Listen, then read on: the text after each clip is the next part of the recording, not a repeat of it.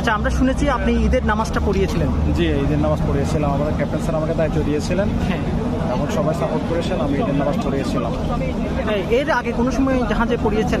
যে এর আগেও আমি জাহাজে ঈদের নামাজ পড়িয়েছি। হ্যাঁ। আমাদের জাহাজে নির্ধারিত কোনো ইমাম থাকেন না, তো যারা নামাজ কালাম করেন ধর্মপতি সব কর্নার আছে, ওনাদেরকে যদি কলিগ যারা থাকেন ওরা যদি সাপোর্ট করেন তখন উনি ইমামতি ওই করেন। ঈদের নামাজে তো আপনার মানে এটা বন্দি দশায় নামাজটা পড়েছেন, যুদ্ধ অবস্থায়। জি।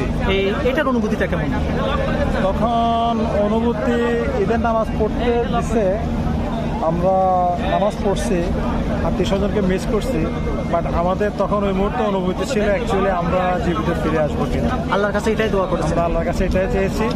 আমরা এক পাকে মোনাজাতের মধ্যে ওদের জন্য দোয়া করেছি যে আল্লাহ যেন ওদেরকে রহমত করে, আমরা যেন ওদের হাত থেকে মুক্তি পাই। আরবিতে করেছিলাম। আল্লাহ কবুল করেছেন। আল্লাহ কবুল করেছেন এবং দেশবাসীর দোয়া ছিল, তারপরে আমাদের কোম্পানির সাপোর্ট ছিল।